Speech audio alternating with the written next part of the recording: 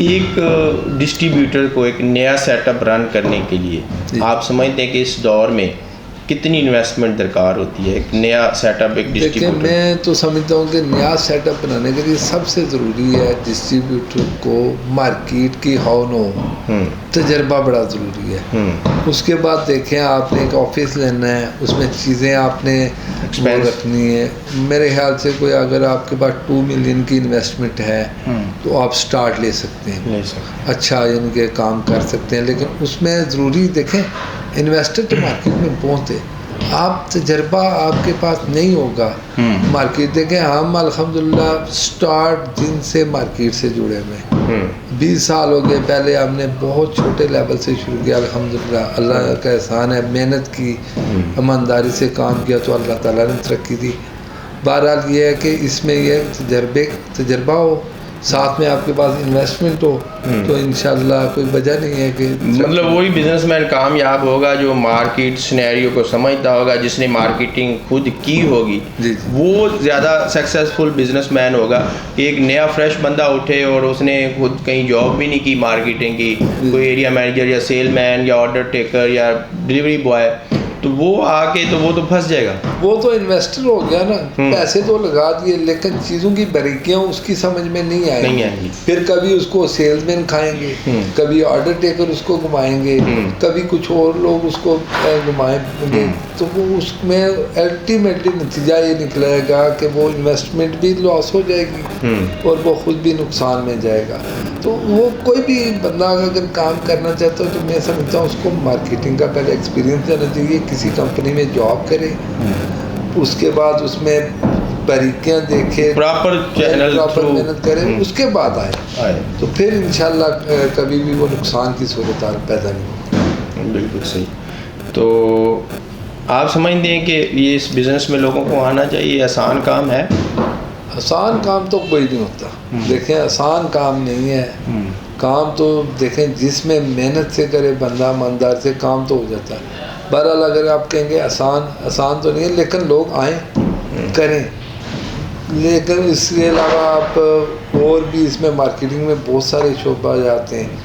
आप e commerce की तरफ, आप तो मेरे ख्याल से ट्रेंड जो है ना वो ई कॉमर्स, यानी कि जो ई कॉमर्स में नहीं जाएगा, वो जो ट्रेंड एक चल गया है वो तो पीछे रह जाएगा जी। तो आप क्या समझते हैं कि जो डिस्ट्रीब्यूशन वाले लोग हैं इनको ई कॉमर्स में भी अपनी मौजूदगी दें? ये सबसे ज़रूरी है। ये नया बंदा भी और जो ऑलरेडी डिस्ट्रीब्यूशन नेटवर्क चला रहे हैं सारे ई कॉमर्स की तरफ आएंगे, क्योंकि आगे आने वाला दौर बहुत चेंज होगा।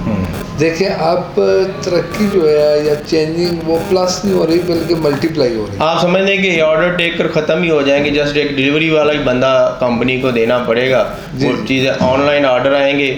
हमें ये तो एक तरीका है कि आपके पास एक बंदे की सैलरी कम हो जाएगी, जो कि जाता है जस्ट ही ऑर्डर लेके आता है, फिर एक डिलीवरी बॉय डिलीवरी करके आता है, तो आपको इधर घर बैठे ऑर्डर मिल रहे होंगे, एक डिलीवरी बॉय, जस्ट आपके एक्सपेंस तो कम हो जाएंगे इससे। मैं ये समझ रहा हूँ, देखिए मेरे तो एक्सपेंस कम हो गए एक ऑर्डर टेकर के, लेकिन मैं समझता हूँ कि देखें वो ऑर्डर टेकर क्या करेगा, आप उसका घर कैसे चलेगा। लेकिन मैं समझता हूँ कि ऑर्डर टेकर तो रहेगा, हर बंदा तो नो नहीं रखता ई कॉमर्स के, हर बंदे तो एक्सेस भी नहीं है कि वो ऑनलाइन के, जस्ट एक वैसे तो आसान है कि एक फ़ोन नंबर दिया होता है, कॉल करें, आपको चीज़ आ जाएगी। वो ऑर्डर टेकर रहेगा। मैं कह रहा हूँ कि बिजनेस कम हो जाएगा, ख़त्म तो नहीं हो सकता बिजनेस। जब देखें ना, अगर आप 1000 बंदे को आप मैनुअली दे रहे हैं, 1000 बंदे में से 200 बंदा भी ऑनलाइन की तरफ चला जाएगा तो डेफिनेटली आपका बिजनेस इफेक्ट करेगा।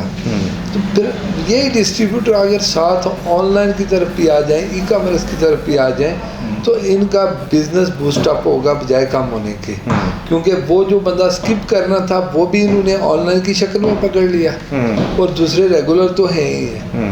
तो ये है कि ई कॉमर्स की तरफ अगर ये डिस्ट्रीब्यूटर रात आएंगे तो मैं यकीन से कहता हूँ कि इसका बिजनेस भी ग्रो करेगा। सही। समटाइम होता है कि जैसे आप जोन होते हैं कि अब मैं एक डिस्ट्रीब्यूटर हूँ, मेरा ईस्ट जोन है, उसका वेस्ट जोन है, एक नॉर्थ जोन में बैठा है, आपके कोई एरिया डिवाइड हुए किए होते हैं। सपोज आपका ई जोन का बंदा वेस्ट जोन के कोई जो आपकी बाउंड्री लाइन है या आपकी जो सिलेक्टेड एरिया है उससे तजावज़ कर जाता है, तो प्रॉब्लम्स आ जाती है जी, आप मेरे एरिया में ऑर्डर आपका बंदा ले रहा है प्रॉब्लम्स आती हैं? बहुत ज़्यादा प्रॉब्लम आती है। ये एक बड़ा वो होता है डिस्ट्रीब्यूटर। हम तो अल्हम्दुलिल्लाह कभी भी एरिया वायलेट नहीं करते, लेकिन कभी भी नहीं किया अल्हम्दुलिल्लाह। बड़ी बात। लेकिन मोस्टली लोग ये करते हैं और बहुत ज़्यादा प्रॉब्लम्स आती हैं। तो फिर वो फेस करना पड़ता होगा। वो ऑर्डर रेट कुछ दे गया, आपका रेट कुछ चल रहा था, तो प्रॉब्लम। जी, हम बार बार कंपनी को रिमाइंडर कराते हैं, अल्टीमेटली फिर हम ये करते हैं कि भाई हम काम नहीं करते। क्योंकि देखें, हमने इज़्ज़त से काम किया अल्हम्दुलिल्लाह, और हम चाहते हैं कि ना हम किसी का एरिया वायलेट करें, ना कोई हमारे एरिया में वायलेशन करे। तो आप क्या जो मैन्युफैक्चरिंग है या होलसेलर जो जिस आपको सप्लाई देते हैं, आप उनको क्या सजेस्ट करेंगे कि वो किस तरह से इन चीज़ों को ओवरकम कर सकते हैं? हम सप्लाई देने वालों को, मैन्युफैक्चरिंग को मैं यही कहता हूँ कि देखें, कोई भी कंपनी उस वक्त बनती है जब वो रूल रेगुलेशन को फॉलो करे, और जब वो रूल रेगुलेशन को फॉलो, तो वो ट्रेडर है, वो सारी ज़िंदगी ट्रेडर रहेगा। तो मैं यही सजेस्ट करूँगा कि ये जो लोग हैं, ये अपने एरियाज़ को, और ये मैं मोस्टली आपको रास्ता भी एक बात बताऊँ, ये रेट्स ख़राब करना, वायलेट करना, ये कंपनी के इल्म में होता है। कंपनी खुद नहीं चाहती इसको ठीक करना। अगर खुद कंपनी ठीक करना चाहे तो ये डेफिनेटली ठीक हो सकता है। तो ये लोग स्ट्रिक्टली इस पे अमल करें तो ये यकीन करें कि कंपनी ग्रो करेगी, ये लोग ग्रो करेंगे। अदरवाइज़ ये एक ट्रेडर ही रहेंगे, और ट्रेडर में फिर वो तरक्की नहीं होती जो एक कंपनी कर सकती है। एक और मेरे माइंड में क्वेश्चन है कि जब आपका एक ऑर्डर टेकर मार्केट से ऑर्डर लेने जाता है, वो कोई अंदर से डील कर लेता है, जी हमारा रेट तो ये चल रहा है, तो आप मेरे से मतलब बात करें, मुझे पता है कि मैं मिनिमम, मेरा बॉस ने मुझे बताया हुआ कि ये प्रोडक्ट यहाँ तक बिक सकती है।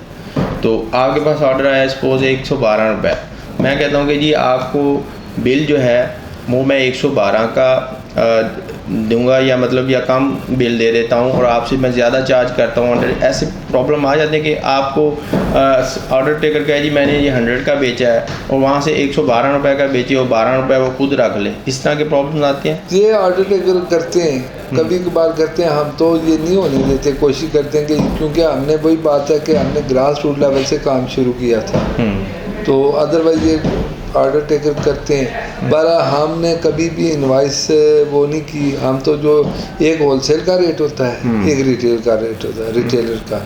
अब होलसेलर का रेट जो होता है, हम कोशिश करते हैं कि होलसेलर के रेट को एक फ़िक्स रखें और रिटेलर के रेट को फिक्स रखें।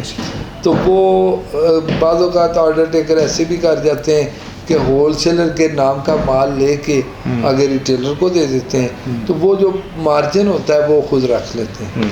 तो ये प्रॉब्लम फेस करते हैं। लेकिन जिन लोगों ने ग्रास रूट लेवल पे काम किया, वो इनको अगर प्रॉपर लुक आफ्टर करें तो मेरे ख्याल से नहीं कर सकते। समटाइम ऐसे होता है कि एक एरिया में आपने रेट ज़्यादा दे दिया है, एक पे कम। समटाइम होता है एक बंदा कहता है जी मेरा 50,000 का ऑर्डर आएगा, आप कहते हैं नहीं जी मैं ये चीज़ आपको ना सस्ती दे दूँगा, आप इतने का ऑर्डर देंगे।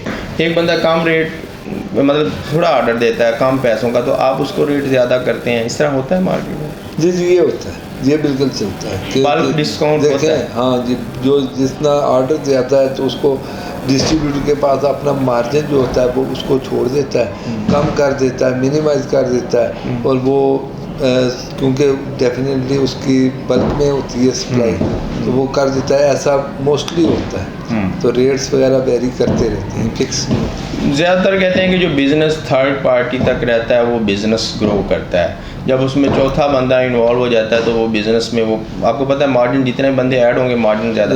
आप समझते हैं कि एक तो अब मैन्युफैक्चरर हो गया, एक आप जैसे जो ट्रेडर हैं, एक आगे से रिटेलर है, तो समझते हैं कि वो मतलब इस तरह से जो सर्कल चलता है, तो उसमें एक पार्टी और इन हो जाए तो फिर वो मार्केट फॉल करती है। उस तरह से क्या नहीं, मेरे ख्याल से हो ही नहीं सकती, कहीं जगह ही नहीं बनती। यानी थर्ड पार्टी तक ही रहता है काम। थर्ड पार्टी तक रहता है, क्योंकि होगी तो वो किस लेवल पे होगी, वो फिर कैसे सरवाइव करेगी, तो ये बड़े सवालात हैं। मेरे ख्याल से फोर्थ पार्टी मुश्किल है। थर्ड पार्टी तक काम होता है, एक दुकानदार तक पहुंचने में 3 B2B B2C बस ये, इसके बाद अल्हम्दुलिल्लाह वो कंज्यूमर तक पहुंचता है। तो जो आपको आप जैसे ट्रेडर हैं, तो आप जहाँ से सप्लाई आपको आती है, आप कुछ समझते हैं कि आपके लिए वो इस तरह से कुछ हो तो आसानियाँ हो सकती हैं, वो उनको कोई सजेशन करना चाहते हैं एक मैन्युफैक्चरर को? मैन्युफैक्चरिंग को सबसे ज़रूरी है, देखें प्रोडक्ट उन्होंने बना दी है, उसमें ज़रूरी है कि अपनी प्रोडक्ट की क्वालिटी अच्छी रखें, दूसरा सप्लाई टाइमली करें। देखें हमने प्रोडक्ट पहुंचा दिया, नेक्स्ट ऑर्डर आया, उनके पास मैन्युफैक्चरिंग नहीं है, शॉर्टेज हो जाती है। मोस्टली हमें जो कंपनी से फेस होती है प्रॉब्लम, वो एक शॉर्टेज की होती है। शॉर्टेज हो जाती है जब, तो हम फिर पार्टी खराब हो जाती है, मसला बनता है हमारा, क्योंकि आजकल कंपटीशन का दौर है। दूसरी प्रोडक्ट फ़ौरन शेल्फ में जगह ले लेती है, जब शेल्फ भरी जाए तो हमें दोबारा अपनी प्रोडक्ट की जगह क्रिएट करने के लिए बड़ा टाइम लगता है, एफर्ट करनी पड़ती है। और एक तीसरी चीज़ ये कि क्वालिटी अगर ख़राब आ जाए फिर भी हमें लिफ्ट करनी पड़ती है प्रोडक्ट, और फिर दोबारा हमारे लिए जगह बनाना मुश्किल होगी। आजकल एक ट्रेंड चला हुआ है, जो बड़े स्टोर हैं वो शेल्फ रेंट लेते हैं कि आपको डिस्प्ले देंगे जी हम इतनी, तो इसमें इतने चार्जेस आपसे एक्स्ट्रा लेंगे। इसको कैसे समझते हैं कि ये तो एक टफ नहीं हो जाता एक सप्लायर के लिए कि उनको तो बड़ा एक बहुत बड़ा अलमिया है हमारा। LMTs वाले अब इस वक्त मोस्टली लाहौर की मैं बात कर रहा हूँ, यकीन करें ना साहब के LMTs वाले अपना रेंट, अपने लड़कों की सैलरीज और बाकी एक्सपेंस यहीं से ले लेते हैं कंपनी से। वो कहते हैं जी हमें आप इंडक्शन फ़ीस दें। अब इंडक्शन फ़ीस के नाम की एक नई टर्म उन्होंने निकाल दी है कि ना जी आपकी हम प्रोडक्ट इंटर करते हैं, इंडक्शन फ़ीस 10-10 लाख 20-20 लाख 1-1 करोड़ मांगते हैं प्रोडक्ट वाइज, तो वो दें। उसके बाद ये होगा कि जितनी आपकी प्रोडक्ट सेल होगी आप एक BA खड़ी करेंगे, वो भी कंपनी खड़ी करेगी, बिल्कुल ऐसे है। और फिर उसके जितनी भी वो सेल होगी उतना स्टॉक हम आपसे मिलवा, यानी ब्रांड एम्बेसडर भी आपको फिर शेल्फ पे देनी पड़ती है, जो आपके ब्रांड की तरफ लोगों को राग़िब करती है जी आप ये खरीदें। हम जाते हैं स्टोर पे, जैसे एक बंदा कोई अच्छी कंपनी की चाय पकड़ रहा होता है, वो कहता है नहीं जी आपको ये बड़ी महंगी पड़ रही है, ये हमारी प्रोडक्ट लें, ये अच्छी भी है, ये सस्ती भी है। जी ब्रांड एम्बेसडर, वो BA कहते हैं उसे। हाँ BA, बिल्कुल बिल्कुल। वो ये बहुत बड़ी प्रॉब्लम है, और ये तो ब्लैक मेलर्स बने हुए हैं जो मेन, तो समझता जो बड़े स्टोर हैं, सुपर स्टोर हैं। हाँ सुपर स्टोर, आपकी प्रोडक्ट अच्छी भी है उसके बावजूद वो नहीं रखेंगे, वो आप लेकिन इसका भी एक ये भी एक ब्लैक मेलिंग का ट्रेंड है। मैं कहता हूँ जी आपकी नहीं, आप देंगे शेल्फ पर, हम आपकी प्रोडक्ट रखते हैं, तो बंदा फिर एक मार्केट जो एक गैप रह जाता है, जो आपकी प्रोडक्ट की अवेलेबिलिटी कम पड़ जाती है, वो मजबूर पे जाना भी पड़ता है। या ये होता है कि वहाँ पे सेल वॉल्यूम इतना आता है कि वो मैनेज हो जाता है। अब बात ये नहीं, सेल वॉल्यूम वो उनको उससे सरोकार ही नहीं है सेल वॉल्यूम से। वो देखते हैं कि हमारा कितना एक वर्थ है, अपनी अपनी वर्थ एक इंडक्शन फीस मांग लेते हैं। सेल वॉल्यूम तो जितना हो जाता है, बाज़ों का अच्छी जगह हो, आपकी प्रोडक्ट अच्छी है, देखें वो वही कंपनीज करती हैं जिनको पता है कि हमारी प्रोडक्ट में जान है, रिपीट सेल आएगी, तो वो खुल के फिर दे भी देती हैं और फिर कमाती भी है वहाँ से। और दूसरा सर, एक परचेज़र रखा होता है हर शॉप कीपर ने, वो भी कहता है कि मुझे कुछ, मेरा क्या फ़ायदा होगा। आप जाते हैं, ये बड़ा सबसे अलमिया है कि मालिक तो ऑनर बैठा है, तो आपका बैठा है उसके कैश के हैंडल कर रहा है, जो एक परचेज़र उसने बिठाया हुआ है, आप उसके तरले लेने पड़ते हैं जी आपकी प्रोडक्ट, या मेरा क्या फ़ायदा होगा। ये भी अंडर द टेबल गेम होनी पड़ती है। अंडर टेबल बहुत ज़्यादा ये चल रहा है, ये बड़ा मसला है कि हर LMT का जो परचेज़र होता है वो अलग से एक उसके पास होता है कि मेरे लिए क्या है, तो वो उसको दिए बगैर आपकी प्रोडक्ट जितनी मर्जी अच्छी हो, आप इंडक्शन फीस भी दे रहे हैं, आप BA भी खड़ी कर रहे हैं, लेकिन यकीन करें वो इंटर ही नहीं होने देगा, क्योंकि मालिक तक रसाई होती नहीं है। अब प्रॉब्लम ये होती है कि मालिक तक आपकी रसाई नहीं है डायरेक्ट, तो आप कैसे इन करेंगे, आपकी मजबूरी है, आपने होना भी है इन, तो प्रॉब्लम बहुत सख्त। क्या सजेस्ट करते हैं ऑनर्स को परचेजिंग में खुद इन्वॉल्व रहें ताकि। ये सर जी बहुत अच्छा सवाल आपने किया है, यकीन आप करें, मैं ये सजेस्ट करता हूँ कि मालकान को लाजमी हर सूरत अपनी प्रोडक्ट को देखना चाहिए, अपने स्टोर को देखना चाहिए, और वक्तन फ़वक्तन अपने परचेज़र को देखना चाहिए। अब परचेज़र पे नज़र नहीं होगी तो वो जो मर्जी के लाखों रुपए कमा जाते हैं, बिल्कुल है, अपनी सैलरीज के अलावा, और ये हमारे लिए बहुत तकलीफ वो थी। कल को पता चलता है जी वो हमारा परचेजर था, उसने हमसे बड़ा स्टोर हमारे साथ खड़ा कर लिया। जी बिल्कुल। ये वो मालिक जो खुद परचेज में इन्वॉल्व नहीं होते, तो वो परचेजर मालिक से ज़्यादा स्ट्रॉन्ग पार्टी बन के आ जाता है। जी जी बिल्कुल। ये एक बड़ा अलमिया है। ये बहुत बड़ी प्रॉब्लम है। जब तक मालिकान खुद नहीं देखेंगे, देखें अल्लाह ने एक बिजनेस आपको दिया है, एक नियामत है, उसकी कदर करें, खुद देखें चीज़ें। आप सजेस्ट करते हैं कि कोई भी ऑनर है बिजनेस का या स्टोर का, तो उसको परचेजिंग में इन्वॉल्व होना ज़रूरी है कि वो चाहे कोई भी जो सेल ऑर्डर आता है उसको गाय बगाए कभी ना कभी उससे खुद भी मीटिंग करे, लाजमी करें, वो देखें, उसका भी फ़ायदा है। जी जी। सबसे ज़्यादा तो मालिकान का फायदा, हमारा नुकसान नहीं होता। देखें हमने तो किसी भी उसको अंडर दी टेबल अगर कोई पैसे देने, तो आपने अपना लॉस तो नहीं करना, अपना लॉस करके नहीं देना। इन दी एंड तो वो मालिक का बेशुमार दफ़ा ये होता है सर, मैं आपको बताऊं कि बेशुमार दफ़ा ऐसा हुआ है कि वो परचेजर हमें कहता है भाई ये चीज़ अगर 500 की है ना, हमें 600 की दो आप। खुद परचेजर कहता है, लेकिन मुझे इसका 100 रुपया जो मिलेगा ना पर पीस, वो मुझे मिलेगा रेगुलर बेसिस पे। और लॉस ऑनर का है, जो उसका प्रॉफिट मार्जिन है वो परचेजर खा रहा है। और डेफिनेटली फिर ऑनर की सेल कम होगी, क्योंकि साथ वाले स्टोर पे अगर ऑनर इन्वॉल्व है तो उसको वही चीज़ 500 की पड़ी वो 600 की सेल कर रहा है, और ये 600 की लेके 650 की भी सेल करेगा, उसका वॉल्यूम कम पड़ जाएगा।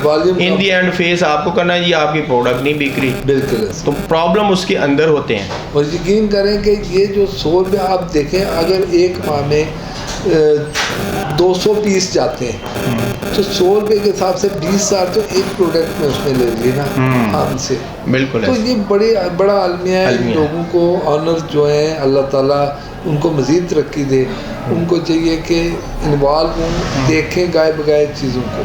जी गुलाम साहब, कोई मैसेज देना चाहते हैं मार्केट सेल के पॉइंट से, या कोई अपनी आवाम को कोई अपनी तरफ से कोई मैसेज? जी देखें राय साहब, इसमें ये है कि मैं तो चाहूँगा कि लोग ई कॉमर्स की तरफ आएँ, लोग अपने आप को बदलते वक्त के साथ साथ ख़ुद को बदलें, क्योंकि आने वाला वक्त आर्टिफिशियल इंटेलिजेंस और आगे बहुत सी चेंजिंग आने वाली हैं। अपने बच्चों को ख़ुद को कंप्यूटर के साथ जोड़ें और ई कॉमर्स की तरफ आएँ। जितने जल्दी हम दुनिया के साथ मिलेंगे, यहाँ पे नेट की सूरत हाल भी नहीं है सही पाकिस्तान में, बिल्कुल, तो लोगों को इस तरफ जल्दी से जल्दी अपने को, आपको, अपने बच्चों को, अपने कारोबार को कन्वर्ट करना पड़ेगा, तभी हम दुनिया का मुकाबला कर सकते हैं। No doubt. और हम एक पाकिस्तान के में अच्छे अपने लिए देखें, हम कमाएंगे तो लाजमी बात है पाकिस्तान तरक्की करेगा। जी। तो इसमें बस मेरा मैसेज यही है कि हम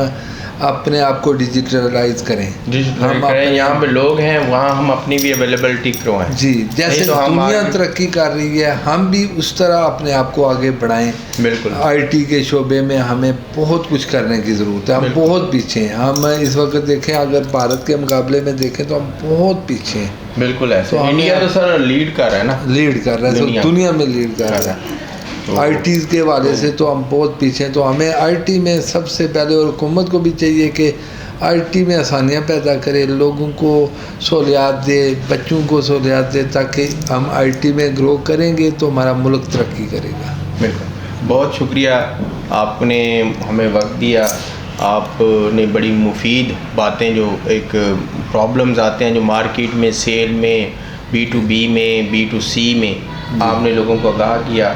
लोग इससे ज़रूर मुस्तफ़ीद होंगे, मैं समझता हूँ। तो आपसे रिक्वेस्ट है कि आप हमारे चैनल को सब्सक्राइब करें, वॉच करें, लाइक्स करें, कमेंट्स करें, और ताकि हम आपके लिए इस तरह के प्रोग्राम लाते रहें जिससे आप मुस्तफ़ीद होते रहें। पाकिस्तान पाइंदाबाद।